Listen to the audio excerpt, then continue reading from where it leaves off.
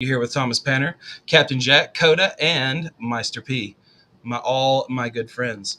We're here tonight because we're continuing our series. Let's see, we started with the philosophy. Well, at least here recently, since I've been streaming on YouTube, we started with the philosophy of science. There will be episodes that will be posted um, online later from our previous, what do you want to call it, platform called Callin. I have some shows where we did, I haven't really told a lot of people this because I have so many of them backed up, but we will be getting those out there. My epistemology series, my linguistic series, my logic series, but we will get to that. Anyway, today, science. So we talked a lot about last time. We talked about the history mostly, right, Perry? Is that what we went over? Yep, we started, I don't know, I guess with the pre-Socratics, and then we got up Hmm. to, I don't know, I think we kind of stopped right before Einstein-ish. Well, I remember us covering the 21st century science Okay. and technology. I mean, I guess we could cover that more because that would.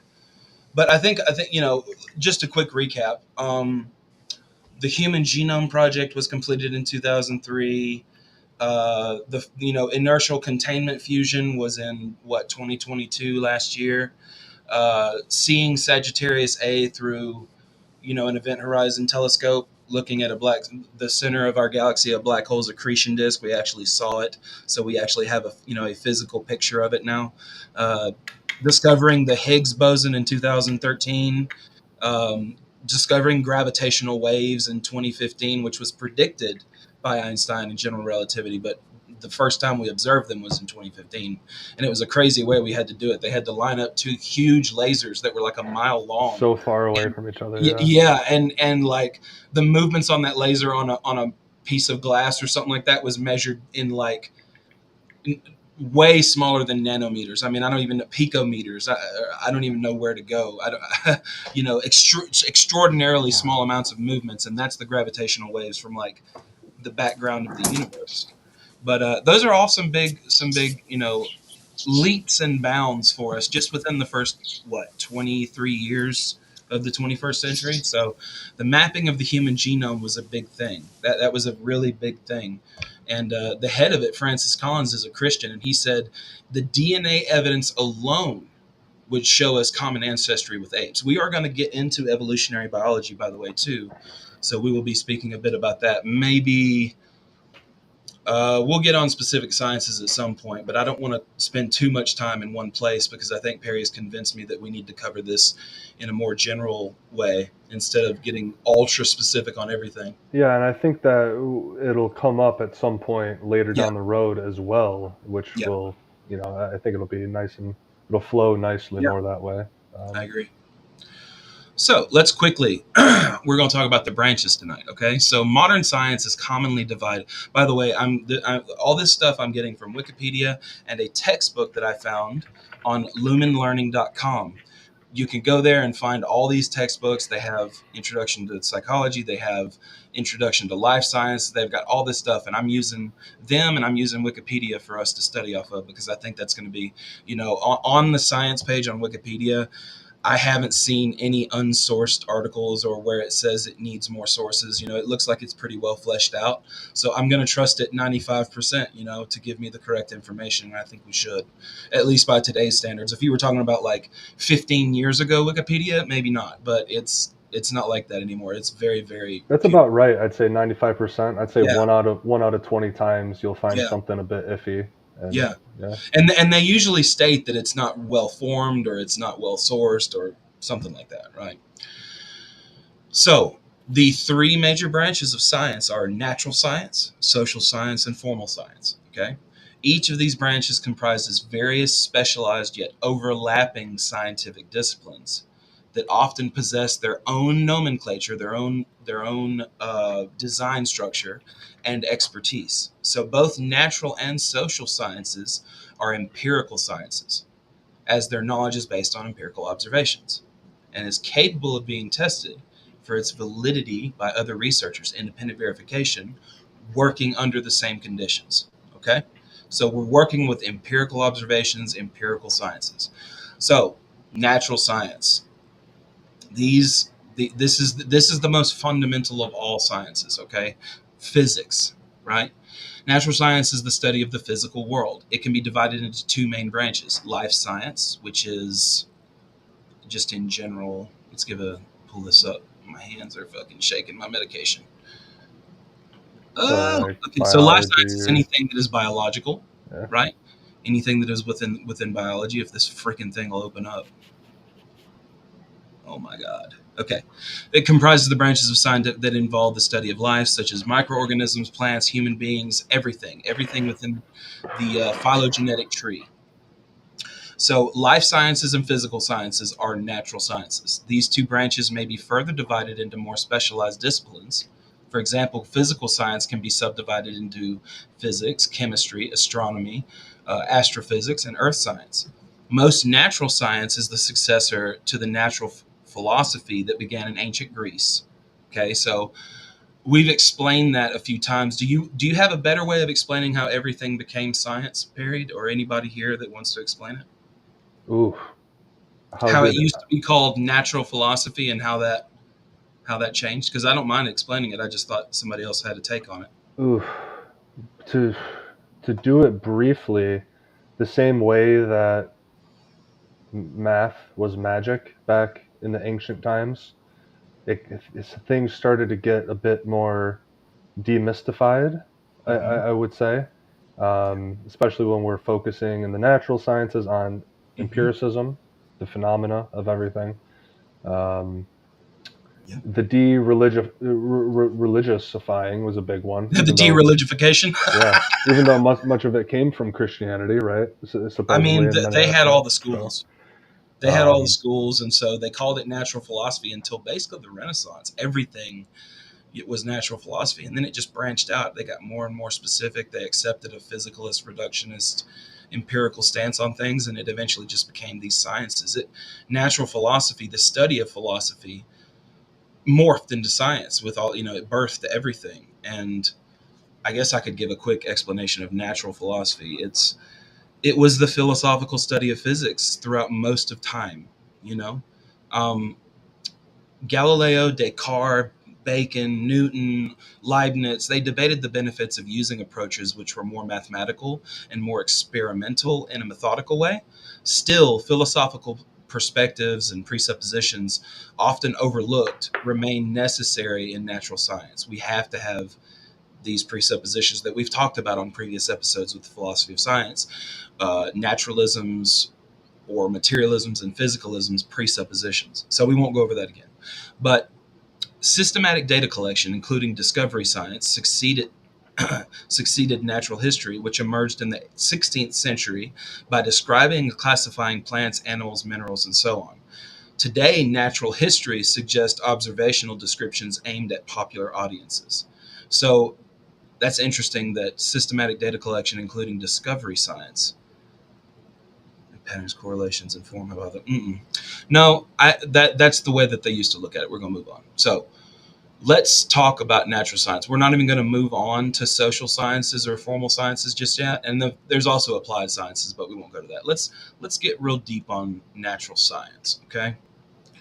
So does anybody have anything to input before I go on a little bit of reading or nope, what? I think I answered my own question with what science is not empirical, and that's kind of like the formal stuff that we won't get into just yet. More Yeah, so, we can talk about it. I can go yeah. back and here let's read a quick paragraph on it because I think that's a good idea. Okay. Before we I think that's a good idea. Okay, so we know what social sciences are, but we will explain this. So, formal science is the study of formal systems, right? Linguistics is a formal system, logic is a formal system. These are formal systems. Um, a formal system is an abstract structure used for inferring theorems from axioms, right? An axiomatic structured system. These are all abstractions. You can do that with anything. You can make a system out of anything abstractly. So it includes mathematics, systems theory, theoretical computer science, theoretical mathematics. The formal sciences share similarities with the other two branches by relying on objective, careful, and systematic study of an area of knowledge. They are, however, different from the empirical sciences as they rely exclusively on deductive reasoning. So, mathematics and theoretical computer science, these are all deductive systems that we have instantiated through our construction of their languages. Um, the formal sciences are therefore technically a priori disciplines, and because of this, there is no disagreement on whether they constitute a science. Nevertheless, the formal sciences play an important role in empirical sciences. Calculus, for example, was initially invented to understand motion in physics by Newton and Leibniz. Natural and social sciences that rely heavily on mathematical applications include many applied sciences: chemistry, biology, economics, even finance, all that kind of stuff. So, mathematics, without getting too much into the philosophy of mathematics, it is a deductive formal system where the premises necessarily lead to a conclusion every time, because they are all an agreed upon standard. They are a deductive standard. They are describing what is happening in physics. So it's a descriptive language, but it's completely deductive. We agreed on what was the equal sign and what addition was and what the numbers were, but it is a deductive logical system. Does anybody want to say anything about that? Mm-mm. Okay. All right. So that's a formal science. What other formal science? We use calculus. What else? What other formal sciences do we use in applied science? What can we think of? Anything with logic, coding. Yeah, engineering, Um, right? I mean, yeah. engineering is basically all calculus. I I mean, mean, or a lot of calculus. any tautology, perhaps even in linguistics, maybe. I don't know. Mm-hmm. Um, No, that's true. anything deductive, right? If it's a priori Anything, and deductive. any So deductive formal system, yes. yeah. Right. Yeah. Perhaps even like the language that scientists use to like communicate with each other and gather observations could be seen as like a formal system. Mm-hmm. Yes, and it should be seen as a formal system, and that would be the scientific methodology that best fits the situation that we're attempting to experiment with and observe and get data from. So Yeah. now that we've said that, let's jump to natural sciences, and this is where we're going to get into the nitty gritty. We're going to start talking about some actual fields, and we're going to talk about them. Okay, so we know that it's life science and physical science. All right. Let's see. And within these sciences are academic disciplines. These are major categories. These are things like earth science, physical science. Well, let's get into it, okay? Branches of natural science. First, we have physical science. This is the branch of natural science that studies non living systems, in contrast to biological sciences.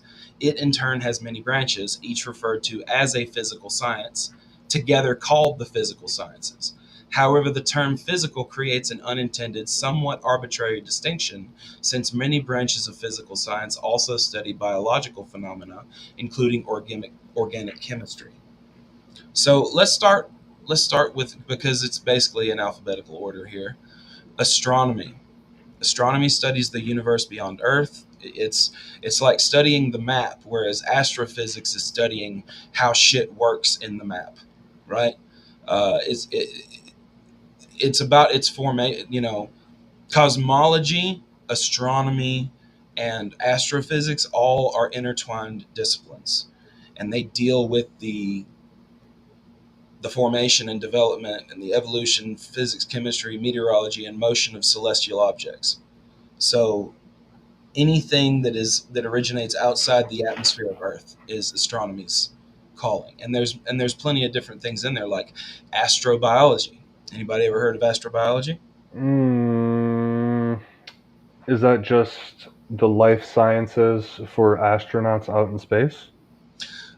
Close. The study of evolution, distribution, and future of life in the universe. Okay. Let's go to it real quick. Let's look at it. So, astrobiology is a scientific field within the life and environmental sciences that studies the origins, early evolution, distribution, and future of life in the universe by investigating its deterministic conditions and contingent events. There's some interesting metaphysics for you. As a discipline, astrobiology is founded on the premise that life may exist beyond Earth. I wasn't even really familiar with astrobiology until earlier today. So, obviously they're going to study, hang on one second, my voice. Research in astrobiology comprises three main areas: the study of habitable planets and beyond, the search for planetary biosignatures of past or present extraterrestrial life, and the study of the origin and early evolution of life on Earth. So it's going to deal with things like abiogenesis. Does abiogenesis happen on other planets the same way everywhere? Like, if abiogenesis happened on Earth, then that means somewhere in Alpha Centauri, if abiogenesis happened there, then they'd eventually get humans too. What do you think about that, guys? I think it's something that we shouldn't give too much government funding to, but perhaps somewhat of a significant amount. I get the Maybe a whole few million. yeah. I mean, I get the whole habitable planets Yeah. thing and whatnot. That makes somewhat sense. So Do you think that abiogenesis on another planet would result in anything other than humans? oh yeah, I mean that's possible. You think so? Wait, say that Uh, again. That abiogenesis would result in something other than Right. humans. We had abiogenesis and it eventually resulted in humans on Earth. What if abiogenesis happened on another, let's say, Class M Oh, Goldilocks zone planet? Do you think that would eventually bear fruit in terms of humanity, or would it form another? Does yeah, abiogenesis not necessarily lead to humanity? Maybe it leads to a dinosaur correct. species, The right? latter that you just said. It doesn't necessitate humans. I don't think it You would. don't think it necessitates No. humans? Okay. Yeah. I think there might be other humans out You're there. I you're think muted, there. Jack. By the way, you're muted. Oh, yeah, you're muted, Jack. Yeah, you're still muted. I'll be right back. By the way. Go ahead. Jack, you there? Oh my God, Jack! No! Oh no, You're Jack. muted, sir. What is He wrong? doesn't know we can't hear him. Wait, there you go. Was that it? Try it. Nope. Honestly, no matter who you are, you can't deny he's speaking facts right now. I don't know why it's not working. We might be able to, when Perry gets back, we can probably send you another link, maybe? Nice. Damn, what's up, Scott? You watching us? Big Scotty boy? Hey, My Scott. big Scott. Hey, Mega.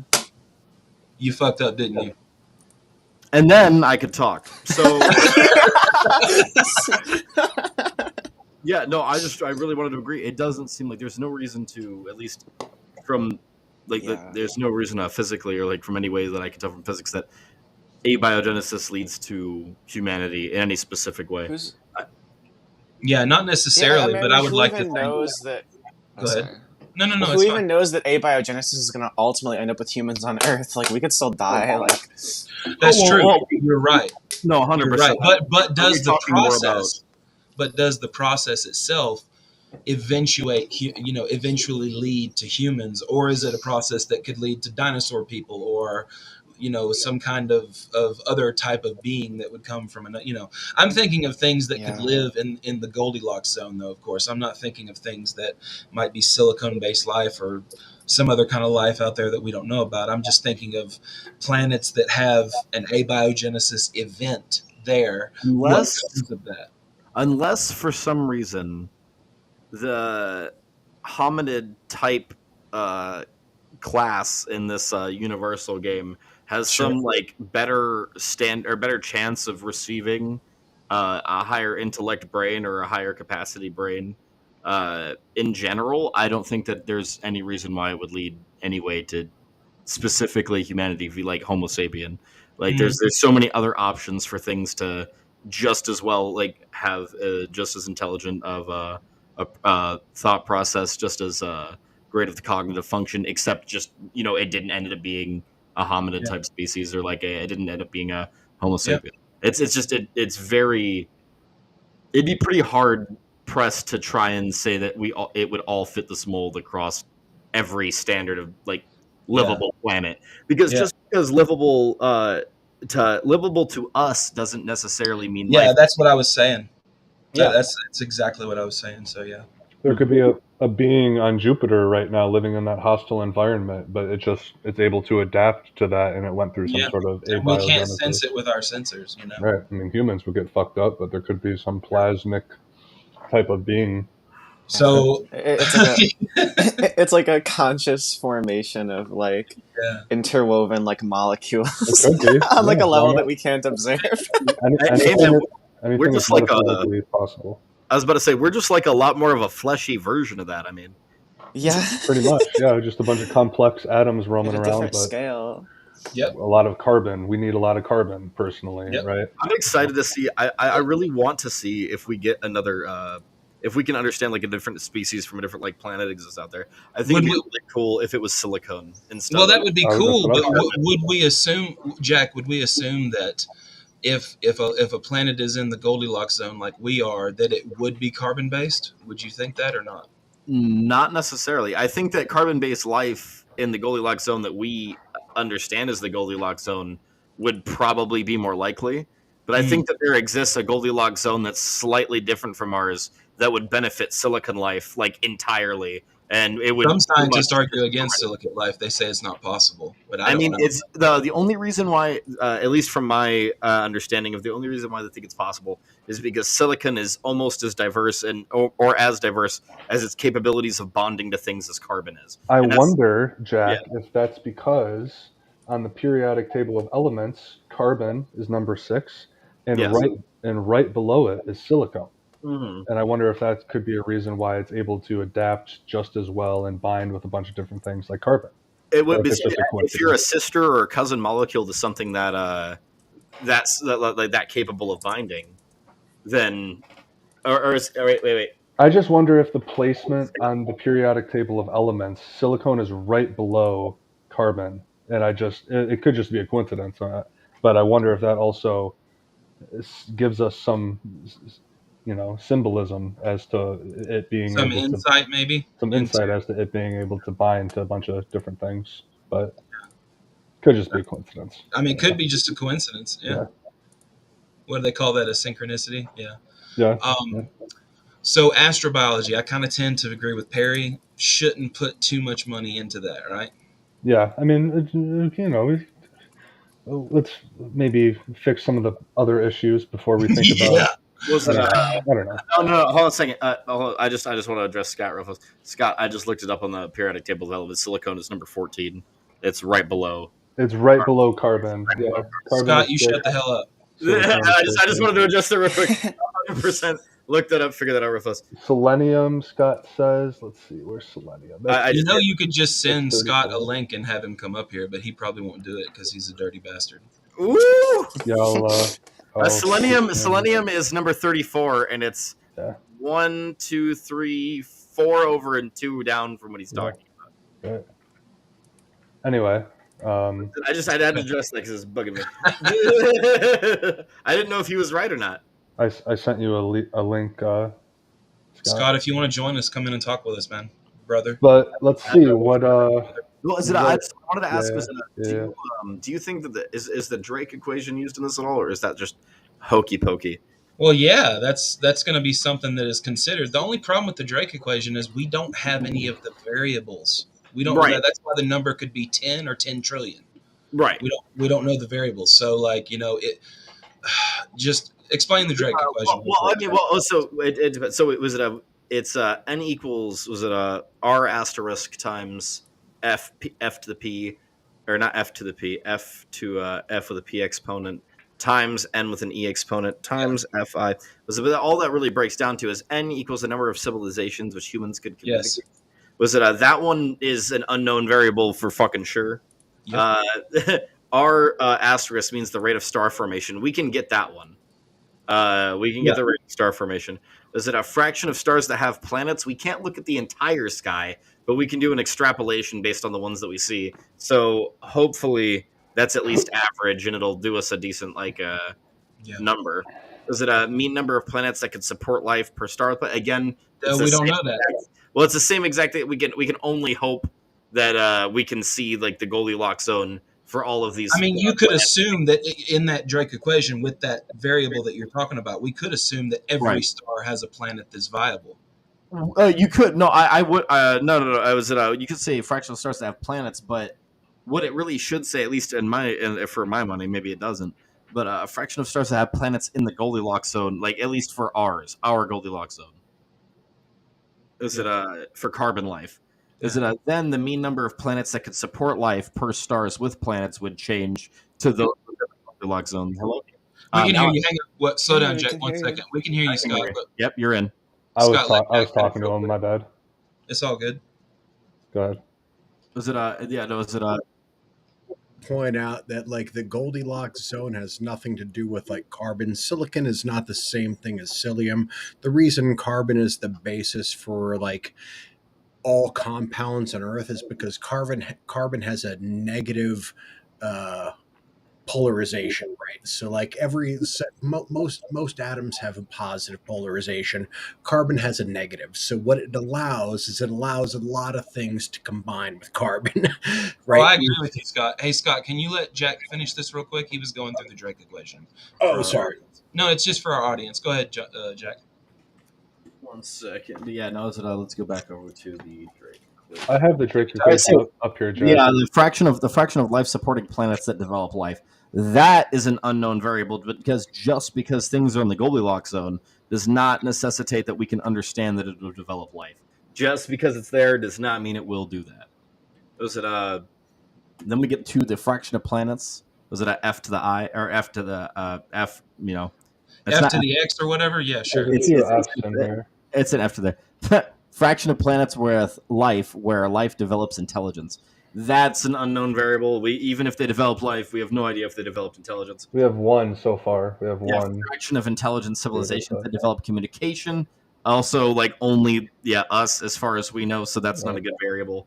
And then the length of time that civilizations can communicate. Now, while that's a variable that we could pretend we can understand, the interesting part about this is that it's an estimation of the time before like a civilization collapse where they can't communicate anymore, and the ability for them to communicate technologically. So between the technological ability to communicate radio waves and the collapse of that civilization is what L would be. Maybe they are communicating, but it's not with radio waves. So we also, I mean, that's also. If there's another way to communicate long distances like that, then yeah, we're probably missing it.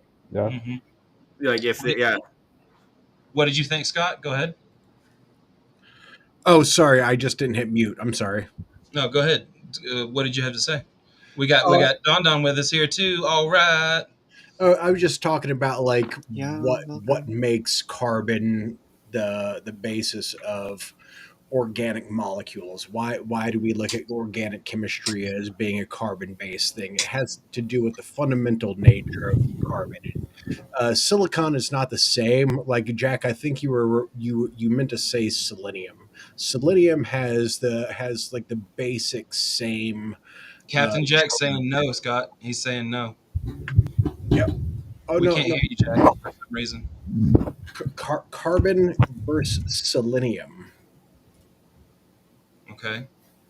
Let's see here.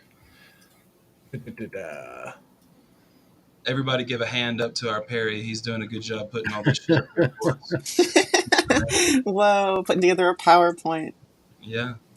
All right, so where's it at? Show us. So carbon versus selenium. Carbon has like, I mean, the difference is like we're talking about like valent and covalent bonds, right? If you understand what I'm talking about versus the positive. Do you want to explain that for the audience? So a covalent bond is the basic magnetational force of an atom, right? So like you have an electron, a neutron, and a proton, right? The electron's negative, the proton's positive, the neutron's neutral. Depending on each atom, it's going to have more numbers of electrons versus neutrons, right? So this is what's going to protons and neutrons are what bind in the nuclei of atoms, right? No.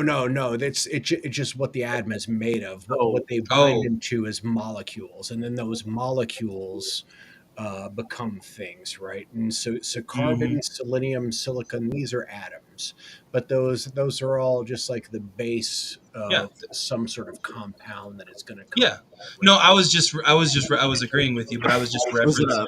So can I bring up what I mean by this? Yeah, go ahead. When I say life and something. So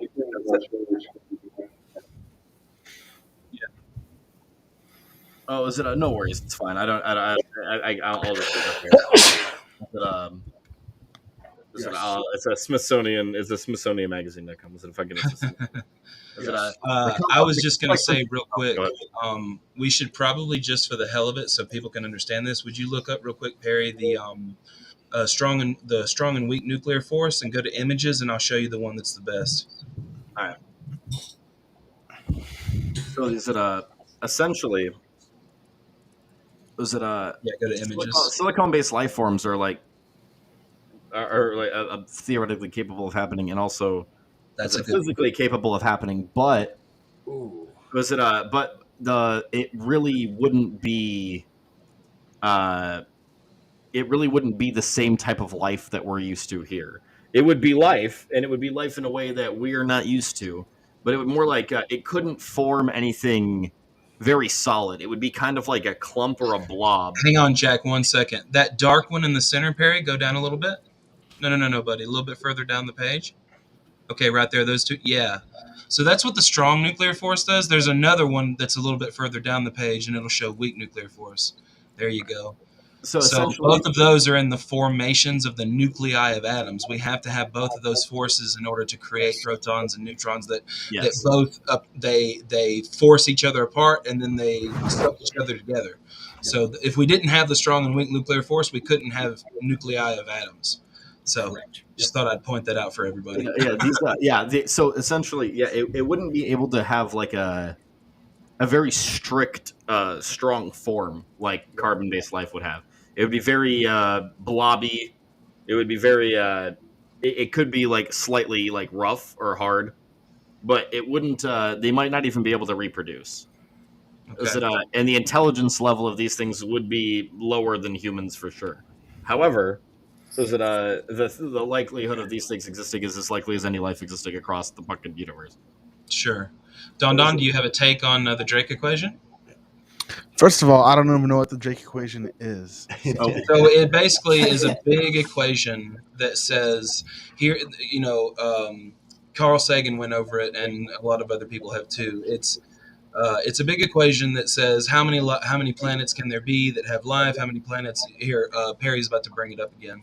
Yeah. I just went through it a second ago. Yeah. If you can see that, can you see that, Don? Yeah, I can see it. Yeah, give a quick read on that. Yeah, a few of these. A few of these values are actually a good portion of these values. We don't have the ability to actually have the variable for. A few of them we do, and a few of them we could extrapolate, but a lot of them we don't actually have the ability to create the variable in our.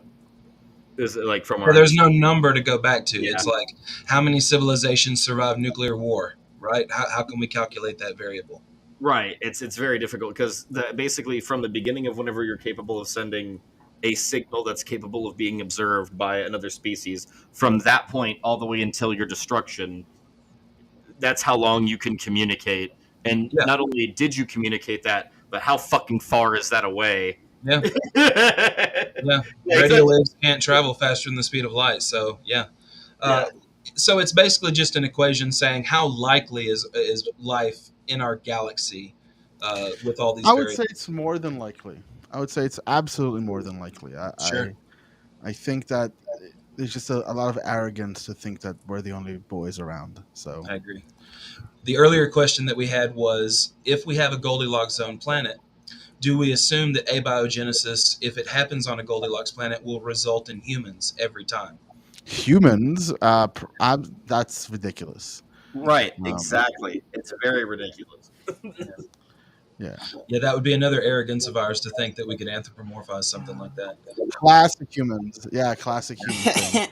What does God look like? Well, he looks like me. And well, I mean that's the most amazing shit on the planet. I mean, we're not going to deviate from science, but that is what you just said. No, we're staying on science. Yeah. Yeah. What you said. Well, the funny part's we're talking about astronomy and cosmology and all that, and that's what we're on. So we're still on the same. True. Yeah, that cosmology is very. Did you have a take, Scott or Coda? I was going to say, what would determine a human? I don't know if you guys have heard this. So there's a family of people with. Coda, I'll get back to you. and it's been shown that it is a dominant gene. So anybody that has children with these people that have 6 fingers, their children are born with 6 fingers every time. Right. So like how many years does it take for all human beings to then have 6 fingers? There's probably some. Well, I mean, that's so there's so many variables. Like, what if they die in a car accident? Let's Yeah, get Perry in here. Well, real quick. there's surely some progression. Some way we could falsify this. Some progression of Well, increase of people with 6 fingers over time, right? Well, I mean, like to me, it just seems that's the way evolution works, right? You have some sort of dominant gene that comes into being, and then it prevails, right? Well, the Some question was, selected for but and not what if selected what if you run into somebody that has a counter gene of only having 4 fingers and it's more like dominant, and then Exactly. it evolves into 5 fingers because one's more dominant than the other, but the other one's 6 fingers, so boom, 5 fingers. Well, maybe in the future we only have 4 fingers, right? Like, I mean, that's, sure. that's not what I'm saying. Like, I'm No, just that's the way well, no, that's I was making a point not to. genes Oh, progress. so Scott, we're talking to people out here. He knows that. Come on. well, I thought the question was. Yeah, I know we're not just in here talking. I thought the question was, what makes a human? Yes, exactly. So what makes a human? So like, what level of differentiation would be required for somebody to say this Homogeneous. is or is not a human? Like, Okay, so I get what you're asking. Let's say Homogeneous. abiogenesis, Scott. Let's say abiogenesis happened on another planet, and Yes. the quote unquote humans that came about were like purple colored. You know what I mean? And then they had 6 toes, and they had but would it be humanoid? I don't Yeah, think we're I- asking. I don't think we're asking a scientific question. I think we're asking a normative because I question. don't. Yeah, Sure. like Don's right here because Yeah. this is just a Just question call of it like what we're we want to calling call it. Yeah. yeah. Sure. Right. I like to think throw that in weird stuff. Go ahead, Yeah, Coda. I was just gonna say, yeah, I think the spirit of the theory is something more like humanoids on other planets, whether it's exactly human. If it was even human resembling, I think that would still be pretty surprising. It might be our stubbornness again, wanting to call them humanoid and us human, because they'd probably call us humanoid and them human. Maybe they were here longer than we were, and Yeah. They would call us I just wonder if slorbioids. it could be a bipedal or quadrupedal system. I mean, it could be all kinds of a different. featherless who was Featherless quadrupedal it? fucking. Who was it? Diogenes walked into Plato's school with a plucked chicken and said, "Behold, a man," because Plato called humans featherless bipedals or whatever. Yeah. Well, you know what I think? I think when we talk about what is human, I've said this before. I think, but it's just that which we include as like morally valuable or we care about it. This is why we say, "Oh, stop treating that dog inhumanely." Well, what are we treating inhumanely here? There's nothing human about this dog. But there is, Anthropomorphizing it. Yeah. which is we do fine. that. It's cool. I'm totally for it. Yeah. But people also anthropomorphize the planet. We do this as something that we do. So it's just things that we care about. Yes, that's so- right. Gaia. A lot of people refer to or have in the past referred to the planet as Gaia. Jupiter is So Jove. aliens are going to be human insofar as we feel some sort of empathy, compassion. We're able to recognize ourselves in that. Values. Yeah. Yeah. Yeah, I would agree. That's values. Even if you had a quadrupedal dinosaur come to you and say, I love humans, or they share our values in some way, we're going to work with them, I imagine. But that would be interesting. Yeah. No, I don't want to get too philosophical. We're good. No, you can get philosophical. Go ahead. So it was like even though maybe even if we meet these things and they're like we could go ahead and like concretely say these things are not human like. Does it given the capacity for communication at that point, when you have been able to integrate and decide whether or not these things are human like, would they still to you have personhood?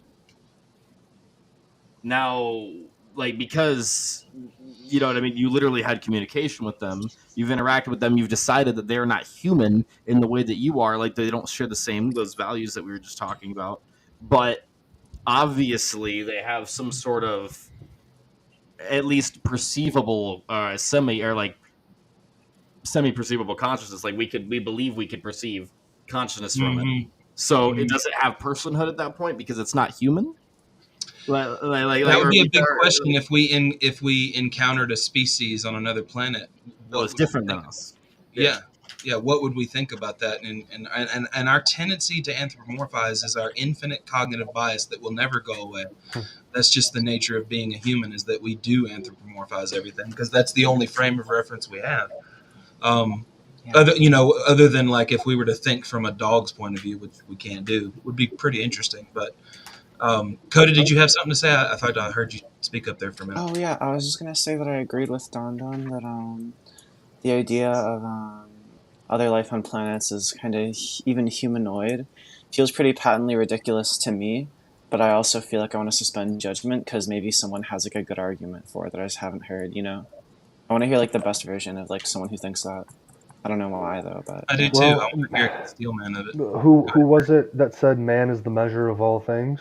I mean, it's man who calls himself man. They measure an alien to be man. So that's Well, think about a bunch of different there's so many different variables. Like think about a planet where it was more advantageous to have 4 legs because the gravity was stronger, and like whatever it was that developed like intelligence. Like there's so many variables to this when it comes to like what these life forms could possibly be. Like they also could just be like way stronger humanoids. That you know what I mean, like that had like better 2 legs than we did, like when it comes to gravity. But like there's so many different things. Like what if it was more nighttime than daytime? What if the sunlight was like there for 24 hours then gone for 36? Like what if there was some crazy shit happening on this planet that we couldn't account for evolutionarily from our standards of what it would take to do these things? It's then it'd just be different. I guess I different. wonder. Of course, like, it would just be different. Well, Yeah. that's not what makes a human, though, right? No, I feel like we've gone. Okay. So I'm sorry. Maybe this is way more complicated of a thing to me, or to you guys, or from me. But a human is something within the Homo genus. That's literally like. Well, you're just begging the question: what do we call a Homo genus? Genus, yeah, like the specific classification of people that are hominid from a certain era to another era. That's from that era to this era, like specifically with these with certain traits, and the traits that I'm talking about are like hominid traits that we understand. So you have a set amount of like axioms that it needs to hit before you call it something. That's what I would call it, human. Yeah. Okay. Like if somehow evolution on another planet. Yeah, but now we get into like Plato's. Is it Plato's elephant where he goes, remove the trunk, take off the ears, right? If one of them is missing one take trait, off is the it tail. not a human? Like, what if it misses 5 traits or 6 traits? Well, hold on. Trunkless, earless, Neanderthals small, traits pink, from what we would consider tailless, on light elephant. What we consider on modern humans. Neanderthals had several different traits. So did other early hominids. They had several different kinds of traits. I'm talking about like I call myself a human, but let's say I was disabled or just fucked up in some way, and I was missing one of those traits. Would you not call me a human? I'd call you a human with a disability. Yeah. so that's less than a human. So it's not a human. It's something else. No, it's a something human with different. the classification. Where did that come from? But how is it? It's literally a human with a classification. But then it's not a human at that point. You can't call it no, something. it is. It's a human variant, right? No, it just means that the Human with the traits themselves are not what makes a human, is what Yes, exactly. they're trying to get at. The traits that you decide to make someone a human. Now, This is what guys. This is the difference between descriptive and normative, and we can't confuse the two. And I think that what Sounds like Jack's trying to be descriptive versus there's another camp of people trying to be normative about it and just calling it. But we're saying that you can't be descriptive of what is a human because it's not understood. I agree. That way. I don't think you can have a certain set of axioms and traits that are the end all be all for some era of. Because the homogeneous happened. That's when Well, it's useful. I agree for in science and whatnot, right? I mean, Jesus fucking Christ! This is what we do. We have these- God damn it, torture dude! time. I'm sorry, Perry. I apologize. It just happened at the perfect time. I just got so pissed. Anyway, go ahead, Perry. I don't know where I was going. I was trying to hold on to it, but I lost it. I'm sorry. So we were talking about the difference between descriptive and normative. Yeah. And yeah. And I'm going through the and we don't think we can be descriptive with it. Oh, right. That's what I was going to say. It's Yeah. a useful fiction, right? It's still normative and prescriptive at that point, at the base level, because, as whoever it was said, man is the measure of all things. We decide to call this era of beings humans or Neanderthals or Homo Cronin Magnans or whatever it's called, right? Homosexuals, right? Really? So Are you calling me a monkey? Yeah, I am. Go ahead. I think we've lost the plot. We should No, keep like going. I like where you're going, Perry, because people even use this notion of a Superman or an Ubermensch, right? So there's not just like people who are below man, but there are also people who are above man, but they're still man, right? Yeah, no, Yeah, Hmm. I mean that. Let's let Perry respond real quick, Jack, and then no, I agree. you good. If what you're saying is human used in the same way as animal is used, where there's different types of animals and different classifications, and there's different kinds of humans, that's fine. That's completely fine with me. Okay. I'm fine with that. I guess the point that I'm making is that it's still, even if we call it descriptive, is prescriptive at its first principle. This Let's is put it It's this it's way. hard not to argue that truth may be a normative concept. Right. It's an interesting Let's just put it- question. Go ahead, Let's put Donna. it this way. Everybody's here has seen Star Trek, right? Yes. For the most part. Spock is not a human, right? Half human. see Yeah, this, he's half human. this is That's exactly what This I'm is what talking I'm- about. Nobody watches that show and doesn't feel humanity and compassion and familialness towards Spock like towards any other human, right? So he is human. yeah, I would say that they're all human. They're humans who just look different I and mean, have like- different like, genetics and you know, different societies and different even cultures. even the An Cardassians would extending be considered of the ego humanoid. of humanity is. I I think hear you. this- I hear you, Jack. But Scott said something funny. Sorry. Even the Kardashians would be considered human. Yeah, They right. look like lizards. Yeah. Yeah, the Cardassians. Yeah, like I even think the this answers our Cardassians would be question. I think considered that I think that we've completed the final stage of what it means to be human. Then, as the first question was, Mm-hmm. it is something that we could communicate with or feel some sort of, what did you call it, Don? What was the adjective? Feel compassion, I think, is what you Compassion, said. empathy, Right. see ourselves within them and see them reflect. Well, see now, within us and vice Jack's versa. shaking his head, and so what traits does Spock have, Jack? Or do you not think Spock is a human? No, well, Spock is literally half human. I don't know what to tell you. Right. So, Superman's human. He's literally like 50% human, 50% or whatever. so The what traits is he? Is he missing any traits? Yes, There's- on the human side and on the Vulcan side, he's missing traits. Yeah.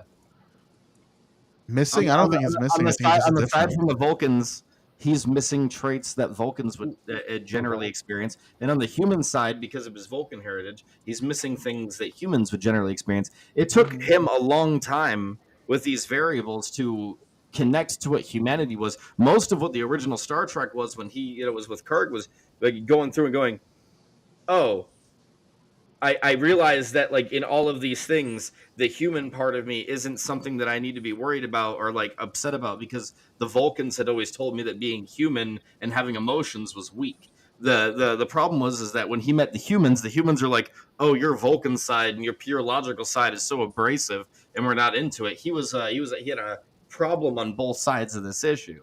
Yeah, but don't you understand that the parallel of saying Spock is not human flies in the face of everything Spock is supposed to be? Did I say he wasn't human?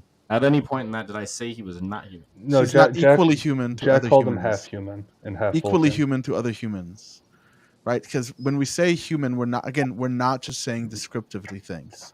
We're saying things that, like, we have declarations of human rights. We have all these other things that go along with it, and those really do matter in our conception of human. It's more than just like a mathematical, scientific like description of the I think situation. that's an extension of human ego, just like anything else. And it's an extension of you going, well, this Vulcan is so much like us. He's human. And so what if he wanted to identify with his Vulcan side? And you're like, well, I'm going to grant you. He's like, I don't want like whatever you think that the humanity is of this. I don't want to be involved with humanity. I want to be a Vulcan. I don't want to have That's whatever fine. you're extending to me.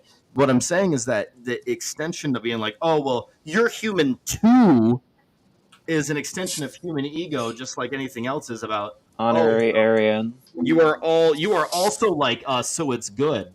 That's not No, that's that's not what I'm saying. How human is used. That's how human is used. That's how we use it in our society. That's how we have developed yeah, it, but right? to other societies, when you embrace literally an entirely different world, not just a Okay. different, not just So, a different. so set of Jack, so what am I people, saying? Like again, I'm not saying the descriptiveness. I'm not saying that Vulcans or Kryptonians aren't Kryptonian. What I'm trying to Well, when you're saying you extend humanity, what like in the Here, sense I can help deflate in this the same normative way versus they descriptive. they extend Kryptonian to you. that's No, fine. yeah, Base. What I'm saying is that may not be the same shit. It may Here, not be That's the same okay. thing that you're talking let's about. just because Let's they let Perry. let's Let's let turn the Perry jump knob in real down just quick. a little bit, yeah, good. real quick. I think I can help deflate this normative and descriptive thing that seems like we're talking past each other. The traits that we gave Homo genius, Jack, or Homo sapien, or Homo erectus, whatever it is. Yeah. Who came up with those traits and why? Or maybe why would be too difficult of a question, but They were Yeah. Wise. someone classifying themselves. who What, classifying yeah. themselves, right? Okay, So how do so is it ever changing, or is it more of a solidified set of traits for? We will eventually evolve. But even what about even for past eras?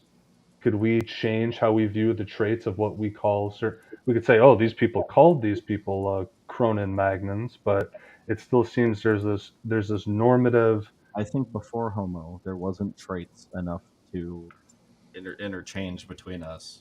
Hey, Don Don has something to say after this. Was it? I don't think that I don't Oh, think. I'm sorry. I thought Don Don was. Keep I going, don't, Jack. I Please. don't think before Homo that there's enough traits or enough of the same recognizability between the genus of what we would call humans to be the same as we are, even in like communication, understanding. I think that actually that's all. I don't need to But go. who's calling it that? Who's calling it that? We are later humans, the same part of Homo. Yeah, we evolved later and called it that. So if so, that means that perhaps if a chimp evolved so much to some point where they had some introspection and they started calling themselves humans, they would also be humans. Because they called themselves that. Right. But if they called themselves Pippadoos, they'd be Pippadoos. So I don't really see the. I don't see the point in like the calling themselves human part. Well, I'm trying to find what the demarcation is of what makes a human a human. It's just that whatever object, make it. whatever subject calls themselves a human is a human, essentially. Yeah. Well, I would like to point out though that Homo goes back a long way. That it's like it's No, not it does. like I'm talking about the beginning. I'm talking about the beginning of what our hominid ancestors were like, all the way till now, which is still in the same genus. yeah, like Homo. Yeah, no, very, very, very ape-like ancestor. Incredible. Yeah. This is why I think that where we might be speaking past each other, that's a description. You're saying it's a category of human. You call that human. You leave that alone. When I'm talking about what makes something human and the way people use to denote what that is human, it's much more than just the category of science dealing with it. Which is, it's like, for example, we are all one. It's all in this together. We are all a part of the same group. To alienate people out of the human category, that's just what it is. Immigrants were alienated out of the human category. Blacks were alienated out of the human category for such a long time. I just do a lot. I mean, do people that are in this room are relevant today like believe that?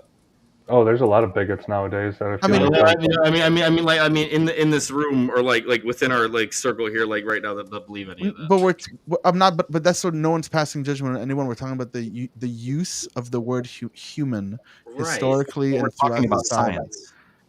It's This okay. is science. It's all right. Yeah, we're still on the term of astrobiology and what is it to be human, what is it to be not human from another planet. Yeah, we're still on topic.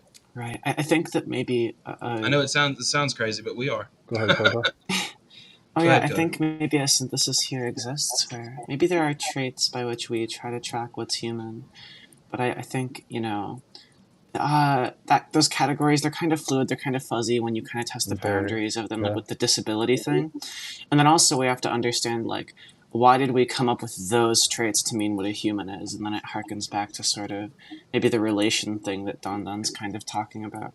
So I think that these two views can kind of coexist in a sense. I think Yeah. I think maybe the thing is that we've confused, like, for maybe my definitions and what's going on is when you're saying human or whatever to me, the way that you guys are describing it or using it is saying it sounds like personhood in my head, not human. And to give something personhood doesn't mean that it needs to be human or collectively understand or be similar to a human in any way, shape, or form. I can give something personhood that has nothing to do with being human, and it's not the same thing. Like, an AI isn't a human, but if it became incredibly complex enough to where I couldn't tell the difference between it and another life form that could communicate with me and, like, convince me that it was biological, then I would just call it. So human is more scientific for you, and then personhood is more like normative. Yeah. Okay. That's fine if you want to play that. Maybe that's where we were talking past each other. Is I consider personhood Yeah, the thing you're talking about. But this is why I kept trying to reiterate the fact that we're talking about how people use the word human and talking about it that way. Like, I like when they tell us, say, "Oh, don't stop treating that dog inhumanely." They It's do not say a that. human, right? It's not a human. It's incorrect, but yeah. No, Stop treating them impersonhoodly. right? True. In person. You could just say Stop you being could so say- you could say- impersonable. You could just say you're treating the dog improperly or you're abusing the dog. You don't have to describe anything else to it. Well, there's the word inhuman, which is used in language which people hold Right, which only semantic applies value. to humans. no. Really? Well, this is the issue. You don't apply it in that way, but there are people, as Don said, we've heard this statement many times. Oh, the animals in the zoo are treated inhumanely, or we've heard something similar to that, where the way that they're playing the language game. I mean, you can say no to that, but it's. I mean, people. I have heard people say that they People do this all the Well, time. sure, animals in but human. I'm just bringing up the difference of language. I'm not saying one's right or wrong. I'm not saying you're No, wrong in your use of this I didn't language. say that. Okay, well, you got real defensive and interrupted No, before I I was- finished my statement, so I figured perhaps there was some. If that was the case, that I stay silent the entire time and then I express it with the same vigor, is there going to be like a problem in expression at that point, or is it just because I interrupted you? Well, yeah, no, it's the fact that I can only get 12 words out usually, so I try to make them count. Let's All do our best to. We're going to interrupt each other, and that's going to happen, and it's okay. But let's do our best to Yeah, keep it sometimes. as best we can to a minimum. Coda, did you have something to say? I didn't want to skim past you again. I didn't have anything else to say. Okay. Scott, you still here? Scott left. Scott was like, "Fuck this." And left. Scott was like Scott out of was here. like, fuck this All right. shit. Well, okay. So Fuck this shit, we dog. talked about what a human is and what we would consider, what we would consider human or humanoid or whatever from another planet. So let's cover the rest of astronomy real quick. Who's yawning in here? Don't be yawning on my show, goddammit. Don't be Sorry. on it. All right, I'm just playing with you. All right, so we're talking about astronomy, right? And in astronomy are all these different branches, and that's what we're talking about. We talked about astrobiology. Perry made a funny comment, Don, that the study of future life on other planets is not something we should dump money into. We have enough problems here. Not that much money. I What do think you it's worth some money, but not that much money. What do you think about astrobiology in that sense, Don? I mean, I don't know what would be like the economic utility of such studies. I'm sure all studies are important, so I'm always for funding studies. But yeah, we shouldn't dump the majority of our money into that. I think the majority of our money should be solving other issues that we're struggling with as a society. Big time. So within let's talk about a few more of the fields. So you've got astrodynamics, which is the application of ballistics and celestial mechanics to practical problems concerning the motion of like rockets and other spacecraft. That's pretty simple. Then you've got a more complex field, which is called astrophysics. And we kind of talked about that a little bit. Let's explain what that is. Astrophysics is a science that employs the methods and principles of physics and chemistry in the study of astronomical objects and phenomena. Things like the orbits of planets and how they interact with each other. As one of the founders of the discipline, James Keeler said astrophysics, quote, seeks to ascertain the nature of the heavenly bodies rather than their positions or motions in space. What they are rather than where they are. End quote. So astronomy is the overall arcing term that we're using here. Astrophysics is underneath that.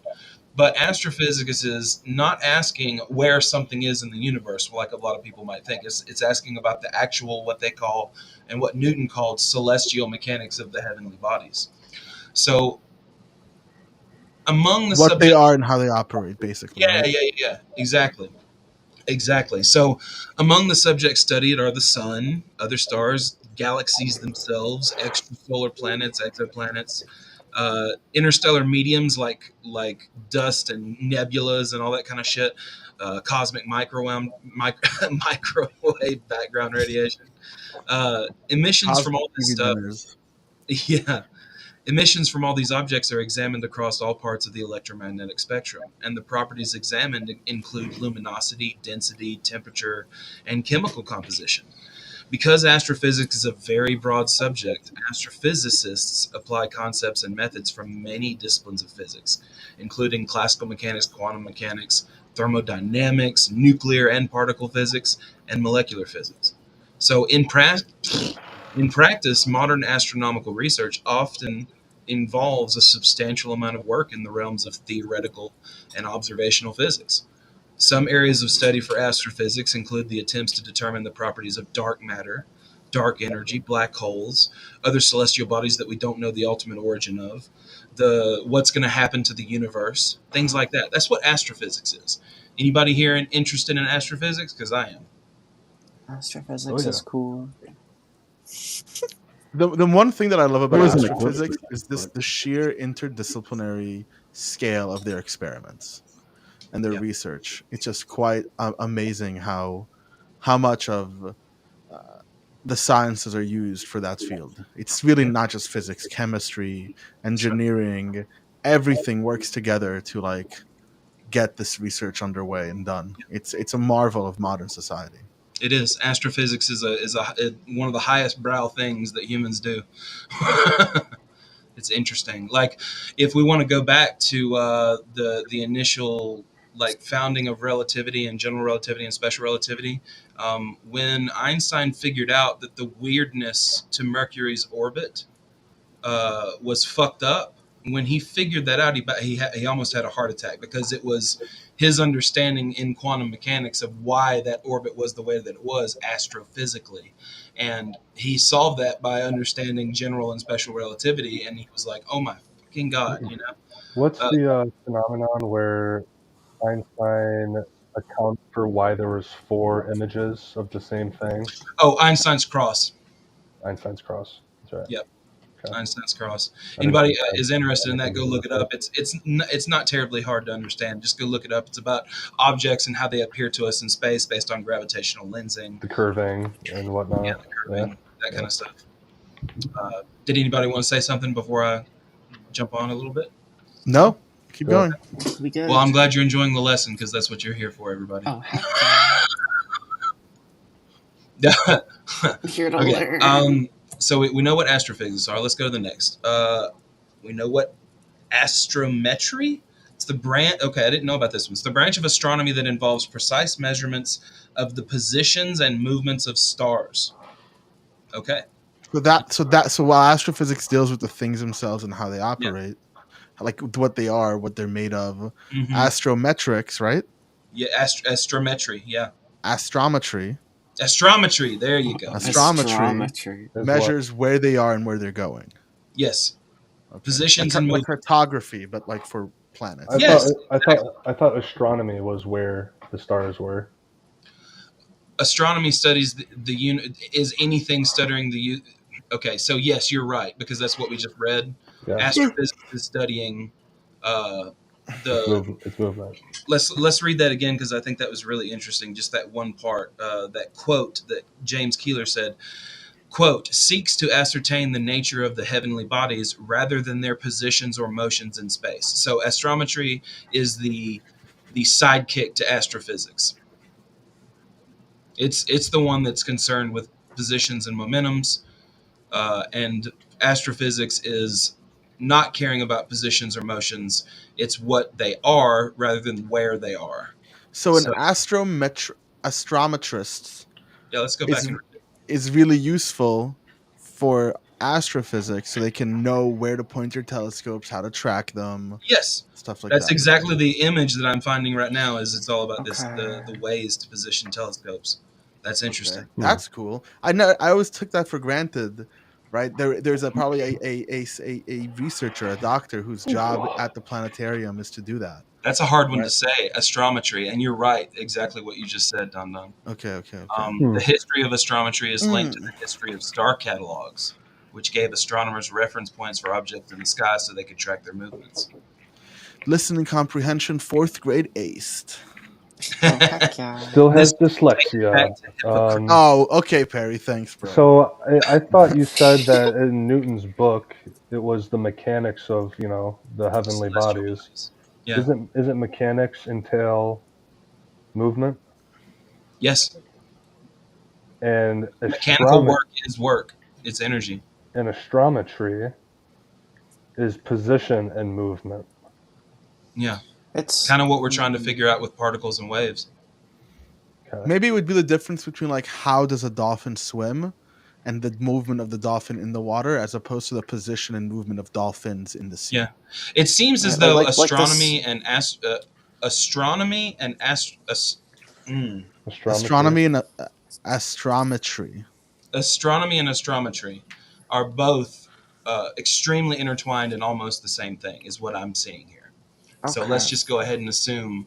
But astronomy is the Okay. overarching category. But I'm just going to say astrometry because I can't pronounce it. Right. Astrometry. Well, think of geometry, right? Yeah, astrometry, geometry. Gotcha. Trigonometry. Geometry. I'm not astrometry. finding any big differences here between just standard. It says, apart from the fundamental function of providing astronomers with a reference frame to report their observations in, astrometry is also fundamental for fields like celestial mechanics, stellar dynamics, and galactic astronomy. So, yeah, it's part of the study of astronomy, and it's pretty much the same thing from what I can tell. So next one is cosmology, and this one is a very important one. This one is just as Cosmology. important as astrophysics. This is like the makeup, right? This is the makeup. This is the origins, right? So cosmology. It means world, right? And logia is the study of. So it's the study of everything that is. Cosmology is a branch of physics and metaphysics dealing with the nature of the universe. The term cosmology was first used in English in 1656 in Thomas Blount's Glossographia, and in 1731 taken up in Latin by German philosopher Christian Wolff. Wait, the word cosmology was first used then? Yeah, in 1656. That's interesting. Because in ancient Greece, they used cosmos, like cosmos. Yeah, polis. that was the world. Yeah, it meant Right. the world or the universe. Yeah. Religious or mythological cosmology is a body of beliefs based on mythological, religious, and esoteric literature and traditions of creation myths and eschatologies. In the science of astronomy, cosmology is concerned with the study of the chronology of the universe, the time frame. So that's what we're really looking at when we're looking at cosmology, is the time frame from Big Bang to heat death or whatever it may be. I'm still very skeptical about heat death because we don't know everything about physics, and we certainly don't know everything about thermodynamics. And I don't think the universe is a closed system, so therefore entropy may not even be a problem. I don't know. I'm not a theoretical physicist, but that's just my take on it. Entropy is another useful fiction. Yeah. What do you think? Anybody? Eternal. Go What I ahead. think about Eternal, yeah. I don't see any reason that it wouldn't be a closed system, but I don't.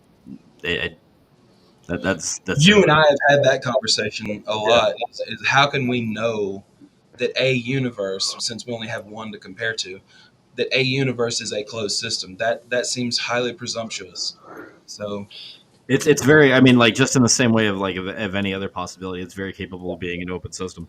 The only reason why I generally tend to see it as a closed system is because when we talk about the expansion, and but the expansion of the universe itself is expanding, but it's not expanding into anything as far as most physicists are aware of or like want to talk about. So if it's not expanding into something, I don't think that there's something outside of it that it would be capable of making it a non-closed system, because it itself is expanding and it's not expanding. Maybe the edge of the universe, quote unquote, is infinitely far away now.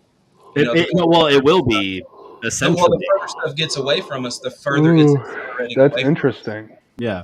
Maybe the boundary is the fastest accelerating thing, and there is a closed system, but it's all practical. All things practically speaking, it's an open system because the boundary just keeps going farther and farther away from us and whatever. Yeah.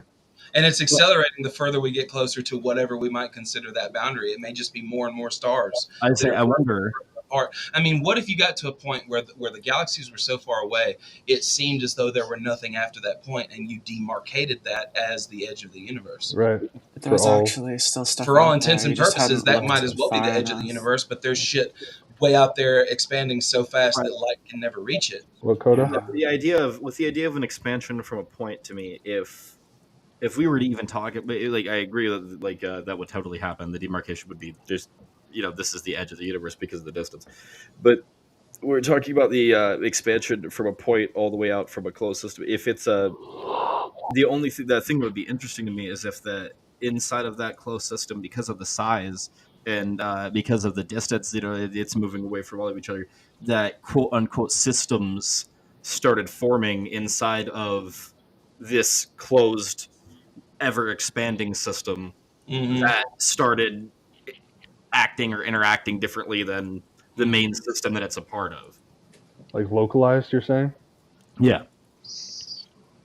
They would end up with, it would be everything, the main closed system would be so spread apart that there would be other systems inside of other closed, smaller systems inside of it.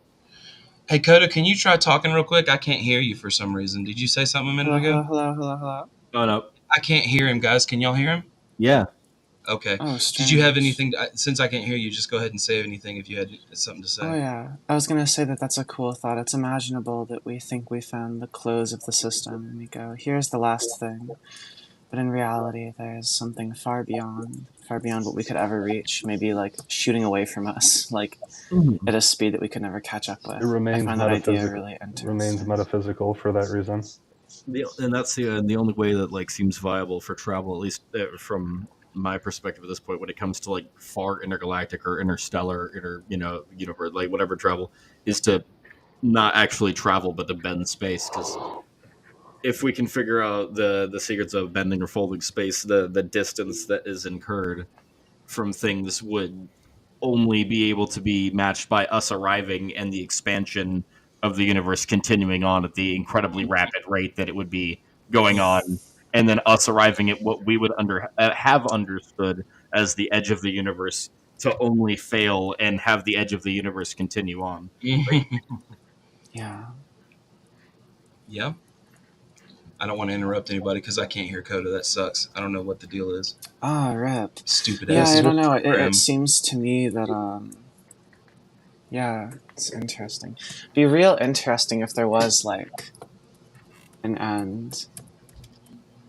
Yeah. What would that entail for you if there was an end versus an assumption? I don't even know, right? Yeah. It's hard for me to tell what the end of a thing is other than the boundary between two things. True. Yeah. I mean, I guess. Well, Yeah. experience ends, right? I'm I was pretty gonna sure if they say shoot death. you in the face, Yeah. like you're But is that a boundary between two things? No, I don't think it's a boundary between two things. Could be an because- afterlife, you fucking atheist Jew. I'm still open to an afterlife, but Hey, yeah, if there's an afterlife, then you know something. it'll be a bonus.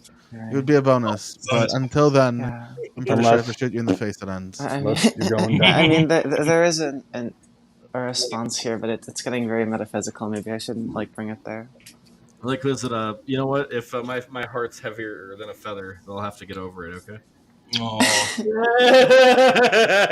Yeah, and now I start existentially thinking about the fact that I'm going to die one day and how I'm not ready to do that. And Right. yeah, thanks, I thanks face that. conversation. I Thanks think about that. conversation. I appreciate something- this. Even It's something that I appreciate get into this, so thanks. much that Hey, death my is going to be brought up a existential lot on. nihilism. death and nihilism are going to be brought up a lot of my shows because I think about that shit a lot. So it's okay. Don's like, no, fuck that shit. Even if, yeah. Positive shit right now. Okay, so we talked about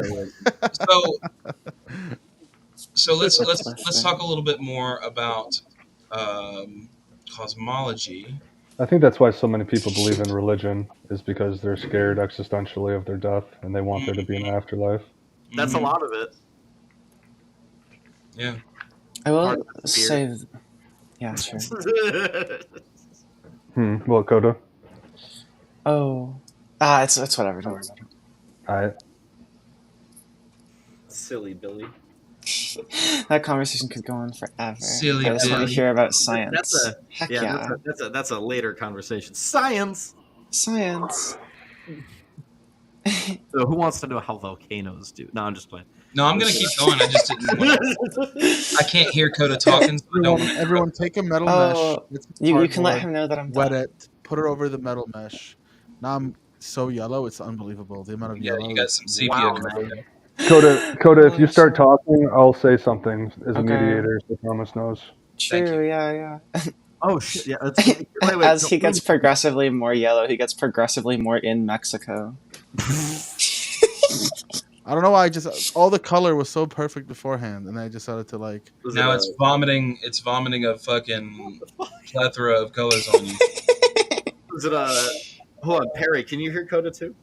I could hear Coda, yeah. Okay, me and you can hear Coda, but Don and Thomas. Oh, I can hear Coda. I hear Coda. Oh, Yeah, it's because I Yeah, disconnected yeah, earlier, and I probably need to right. rejoin the.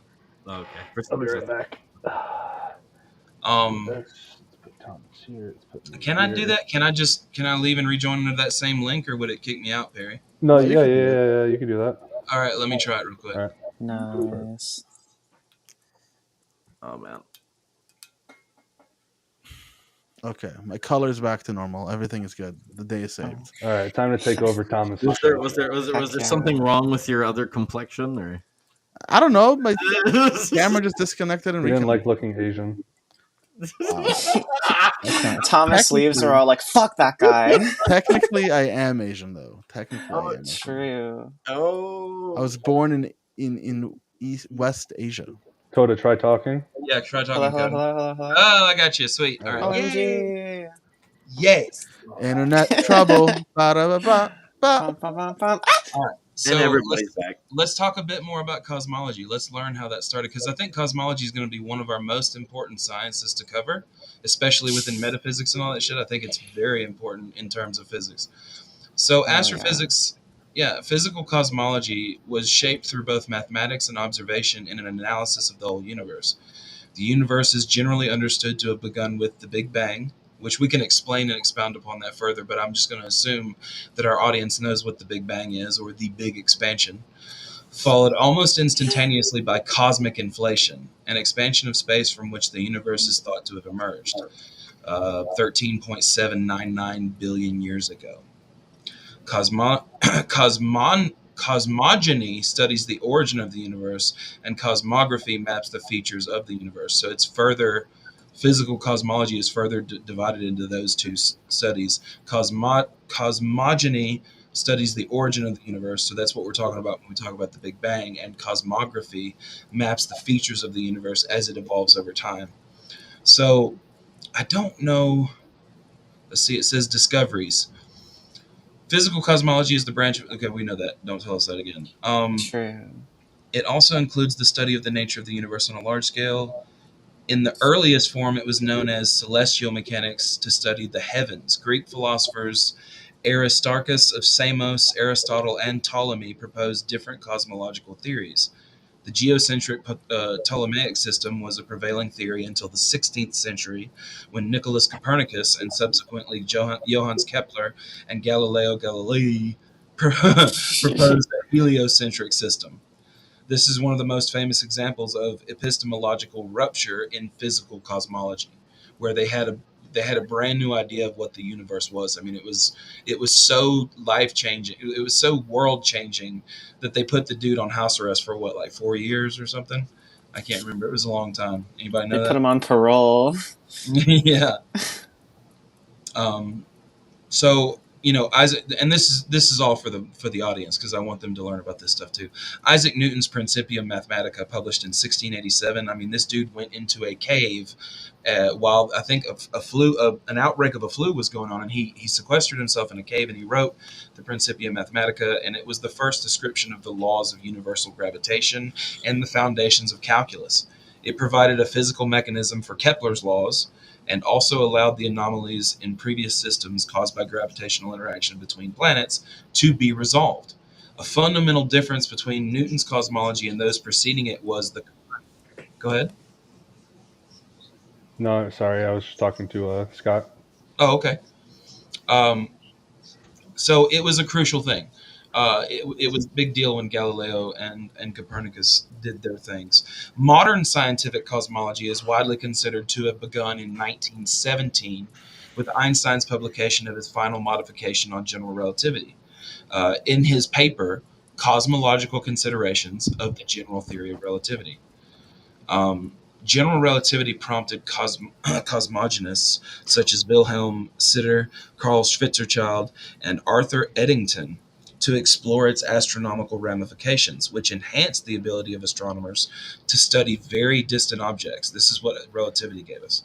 Physicists began changing the assumption that the universe was static and unchanging around this time. 1917, 1920. In 1922, Alexander Friedman introduced the idea of an expanding universe that contained moving matter. So these things evolved. I knew I wanted to talk a lot about cosmology because this is the beginnings in cosmogony. These are the beginnings of our universe, and there's a whole section here on religious and mythological cosmology. And I don't see how that can be useful to us whatsoever. Does anybody have a different opinion? It's useful for us insofar as it teaches us about our proclivities. Okay. But I think in a modern context, we're just at the next stage of that same type of thought, right? I mean, that makes sense to me. But I wonder what solutions did Einstein's theory of relativity really give the scientific community that allowed it to rebirth a new form of cosmology? I actually don't understand what exactly happened there.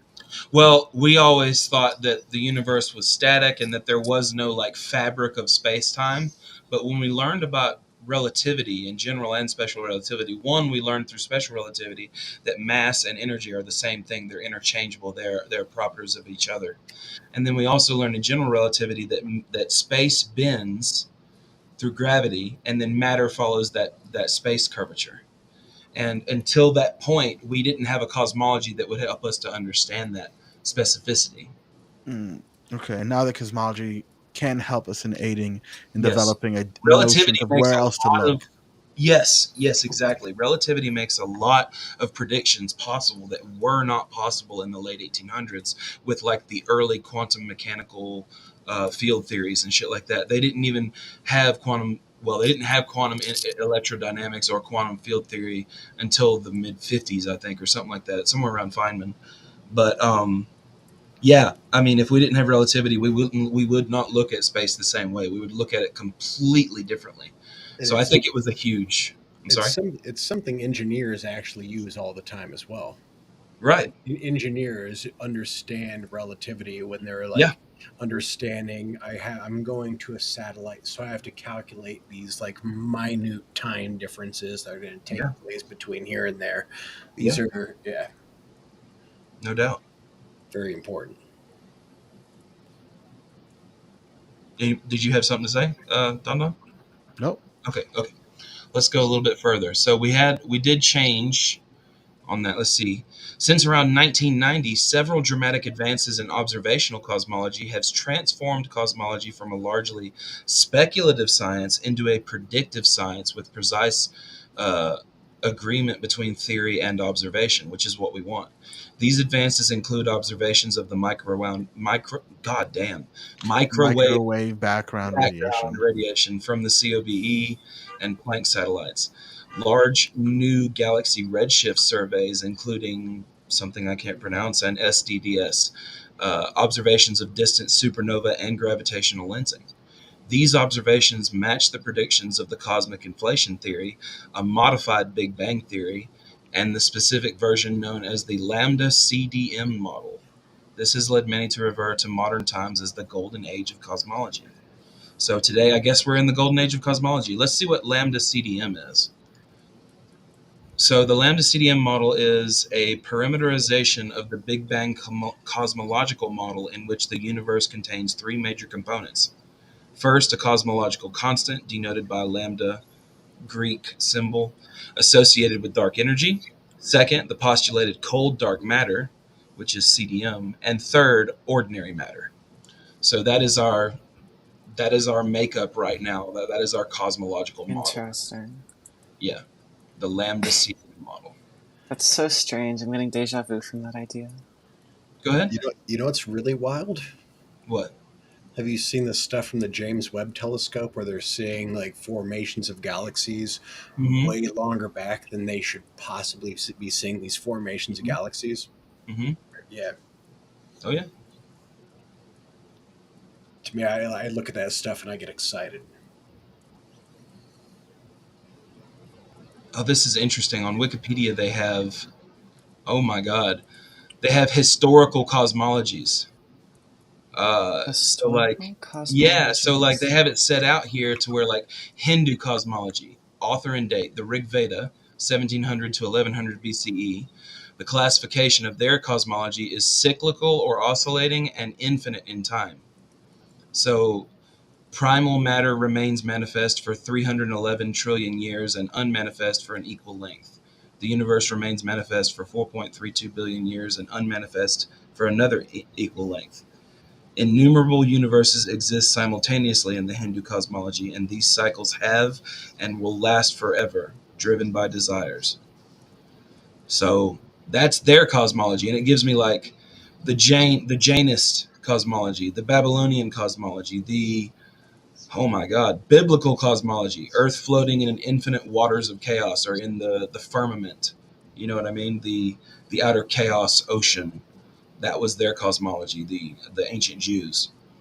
You want to expand on that, Don? You know anything about how they thought about cosmology in the Jewish Bible?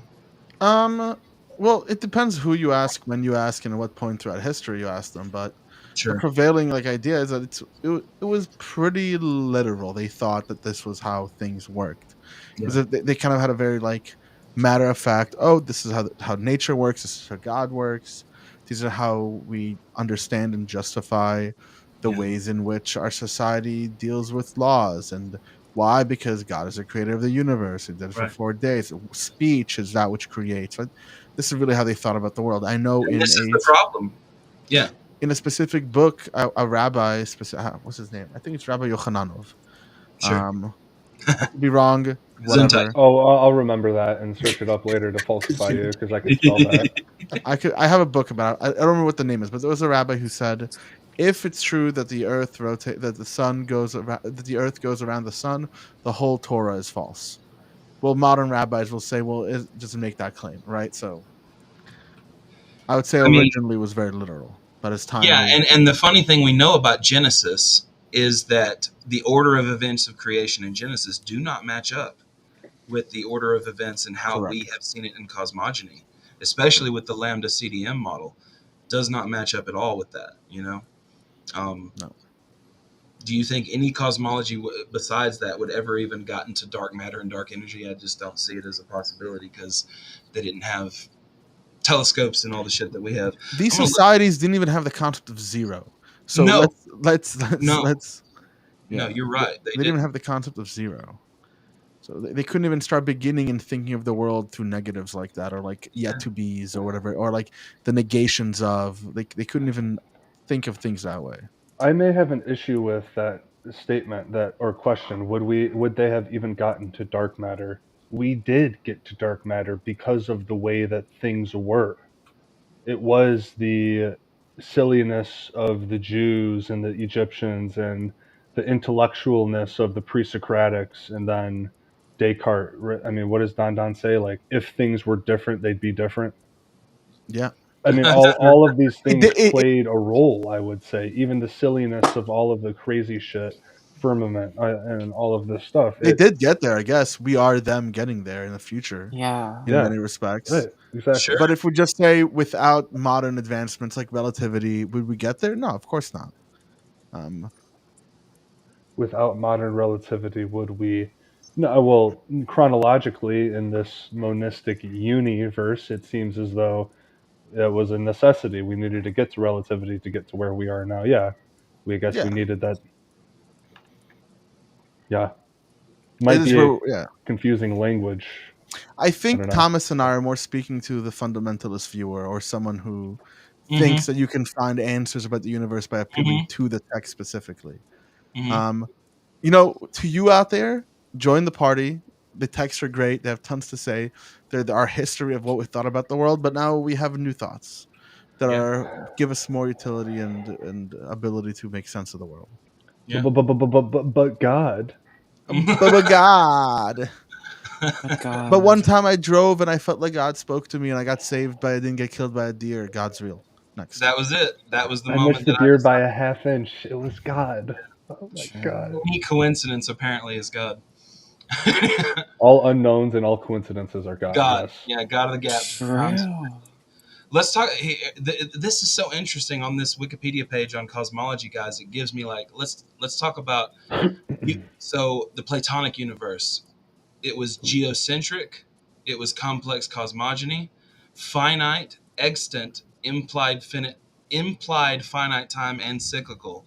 Static Earth at center, surrounded by heavenly bodies which move in perfect circles, arranged by the will of a demiurge, in order. Moon, sun, planets, and fixed stars, complex motions repeat every perfect year. So that was the Platonic universe, what Plato thought about as cosmology. And then it goes into, does anybody know Eudoxus of Cnidus? No. Eudoxus of Cnidus? Okay. 340 BCE, and later Callippus also said this, geocentric, first geometric mathematical model. The heavenly bodies move as if they were attached to a number of Earth-centered concentrical invisible spheres, every one of them rotating around its own and different axis at different paces. There are 27 homocentric spheres, with each sphere explaining a type of observable motion. So this was what he did, and then Aristotle took this view, but he had a static and spherical Earth, and it's surrounded by 43 to 55 concentric celestial spheres, which are material and crystalline. The universe exists unchanged throughout eternity, contains a fifth element called ether, that was added to the four classical elements that Aristotle thought the world was made of. That's just interesting that we came from that. You know, people just intuiting these things from the ground, looking up there with no mathematics. So asking, would the Jews get to dark matter? Yes, perhaps they would, just as we got there with the static crystalline Aristotelian universe and Platonic universe. Exactly. What I'm looking at here is they have two cyclic. In 1983, there was so cosmic inflation in 1980 by Alan Guth. That's the Big Bang modified to solve horizon and flatness problems. Based on the concept of hot inflation, the universe is viewed as a multiple quantum flux, hence its bubble-like nature. Other universes are formed from other bubbles. Ongoing cosmic expansion kept the bubbles separated and moving apart. That's interesting. So these are some of the new ones. There's also eternal inflation. It's a multiverse based on the concept of cold inflation, in which inflationary events occur at random, each with independent initial conditions. Some expand into bubble universes, supposedly like our entire cosmos, and others don't. Bubbles nucleate in a space-time foam. It's not a bad metaphysical assumption to work with. What year was this? Was this around 1980? 1983. Andre Linde. Big Bang with cosmic inflation. Okay. So everybody's just building on it. And then they've got a cyclical model in 2007 as one of the last ones here. And I don't know what phantom dark energy is, but apparently it's a hypothetical form of dark energy satisfying a certain equation for negative kinetic energy. I don't know what exactly that means, but it says It's a solution to Tolman's entropy problem. Phantom dark energy fragments our universe into large numbers of disconnected patches. Our patch contracts containing only dark energy with zero entropy. So that's I want Yeah. to mention something that I've been thinking of lately. It's yeah. Go ahead. how objective math is, how real, how good is it? Well, it's a Those are deduct. 3 different questions, right? Well, these are just similar things that I'm thinking of for what I'm about to say here. For example, we have these notions of the phantom dark energy, as you just described to us, Mhm. in order to satisfy an equation, some other equation. It's like, oh, the math is infallible. Now we need to have our empirical observations be match with it, Comport to the right? math. So we have to comport to the math. And I'm wondering Yeah. if we're putting so much reliance on either math or the specific equation as if it's infallible. Right. Why shouldn't the math comport to the observations? Exactly. Yeah. Yes, I Exactly. agree with that. I agree with And that. there's Yeah. also, I don't know if anyone knows anything about approximating, but there's these YouTube videos. I saw someone post in the meme section on Discord. This guy approximates 1 + 2, right? And after hours of math sped up, of course, and just these long equations, you end up getting 3.0017. Mm. You don't end up getting 3. You end up getting, and Mhm. that bothers me. Again, it's perhaps the whole point of approximating, which I don't know much about, if that is entailed where it has to be like that, but it's not 3.00000. It's Mm. 3.00017. Whatever it was, and that worries me. I guess if like Right. Expand on that. Yeah. I mean, this question instantly plunges you into metaphysics, right? Yeah, there's no problem with that. We can jump between just meta- how reliable is math, and I just wanted to mention Well, let's ask that that question. I mean, how reliable is a deductive system that we made up? right. Even though it describes what is going on in the universe, what is actually happening, we made up the numbers and the sequences like addition and stuff that we use within them. It's the fact that that it is a deductive system. We have constructed it as such, as a species. And remember, I've always said, you may disagree with me on this, but I think that humans naturally intuit geometry, and from geometry we get the mathematical standards that we adhere to. And so I don't know. I don't know how to explain that any better, and maybe I'm being woo-woo when I say this, but I think we can intuit, since we are nature, we can intuit mathematics from that, the patterns in reality that exist. We see those, and then we make connections between those, and then we get math and geometry and math from that. Yeah. I agree. I agree. I think we intuit it. My whole stance on math is that it's actually empirical, and then we induce, and then we deduce after that. Yeah. I've mentioned once before the speed of light. It's like, is it exactly 300 kilometers per second or miles per second? Or whatever? No, 186,000 miles per second. Yeah. right. And that seems to be like such a perfect. Like, that's weird. Same thing with That's us probably not understanding the exact speed. That's probably an approximation. okay, good. I imagine that they cut that off as an approximation. So same thing with gravity, though. Is it 9.8 meters per second per second? Is Ooh, it that's a good exactly? question. I don't or know. is it 9.800344025? It's probably rounded off. If knowing scientists and the way that they like to make things practical, it's probably Okay. rounded off. Fair enough. But we could ask. I need to have a mathematician on the show so I can ask him. Hey, is it actually 9.8 meters per second squared, or is it like 9.87526 or something like that? Can we just look that up? Yeah, I look want it up.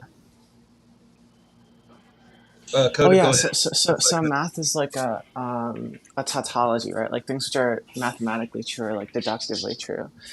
Although it is a system which we have to kind of equivocate to reality at a certain point in order to apply it as deduction. But that's the true with all conceptual analysis and prediction, right? Mhm. If you were to go wrong and if math were to be wrong and it wasn't in the application of the conceptualization Math phase. has been wrong many times, Coda. Math has had to been redone. They had to redo set theory in the late 1800s because of Russell's paradox. Set Oh, zero. So sure, yeah. the speed of light exactly is 299,792,458 meters per second. Good. So even that, like, there's probably some decimals next to that. Yeah, probably, but they just become negligible, I guess. And that was speed of light, you said. And then here's gravity. It says about. It says the word about 9.8 meters per second per second. So I don't know if I'm going to get exact.